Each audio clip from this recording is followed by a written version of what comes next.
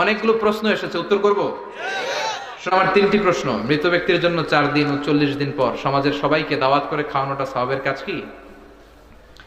মৃত ব্যক্তির পাশে বসে কোরআন মাজিদ পড়া ও খতম দেওয়া কি সওয়াবের কাজ?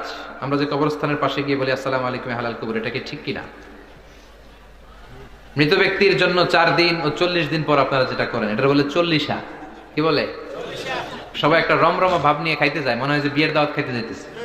আছে না নাই? তো যে মরছে আপনি তার জন্য কাঁদবেন, দোয়াই না করবেন, এত খুশি কেন আপনাদের? আপনি খাওয়ান, খাওয়াতে দোষ নাই।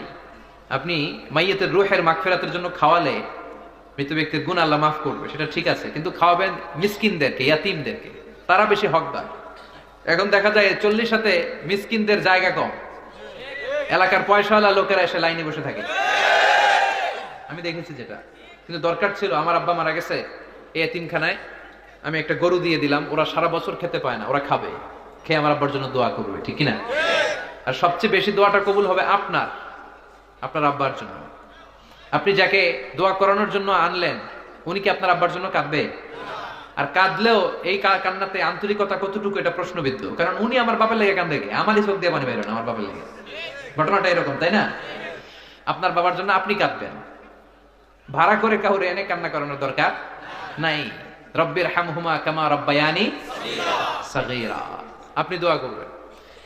ইসলামকে আমাদের মানতে হবে ঠিক তেমন বিশ্বনবী শিখিয়ে গিয়েছে যেমন। বিশ্বনবীর জীবদ্দশায় বিশ্বনবী ওনার প্রথম প্রিয়তমা স্ত্রীকে হারালেন, নাম কি? খাদিজা। এত ভালোবাসতেন এই স্ত্রীকে, আল্লাহর কাছে বলতেন, আল্লাহ কিয়ামতের দিন যেদিন মানুষ মানুষকে চিনবে না, বন্ধু বন্ধুরে চিনবে না, ভাই ভাইরে চিনবে না, পীর সাহেব মুরিদরে চিনবে না, মুরিদ পীর সাহেবরে চিনবে না, ওই কঠিন দিনে আমি যেন আমার খাদিজারে ভুলে না যাই।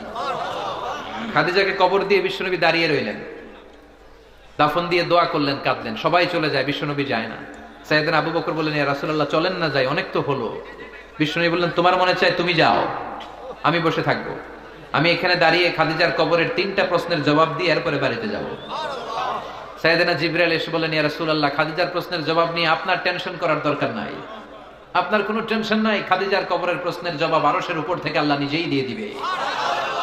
এজন্য মা বাবার জন্য আমরা দোয়া করব, আমরা সাদাকা করব। মৃত ব্যক্তির সামনে বসে কোরআন পড়া যায় কিনা? হ্যাঁ, হাদিসে এসেছে, ইকরাউ আলা মাউতাকুম সূরাতা ইয়াসিন, তোমরা তোমাদের মুমূর্ষ রোগীদের সামনে বসে, মৃত্যু পথযাত্রী এদের সামনে বসে সূরাতু ইয়াসিন তেলাওয়াত করো, তাহলে তার মৃত্যুর কষ্টটারে হালকা করে দিবে কে?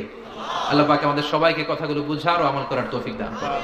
সুবহানাকাল্লাহুম্মা ওয়া বিহামদিকা আশহাদু আল্লা ইলাহা ইল্লা আনতা আস্তাগফিরুকা ওয়া আতুবু ইলাইক। কেউ উঠবেন না, বসেন। হযরতুল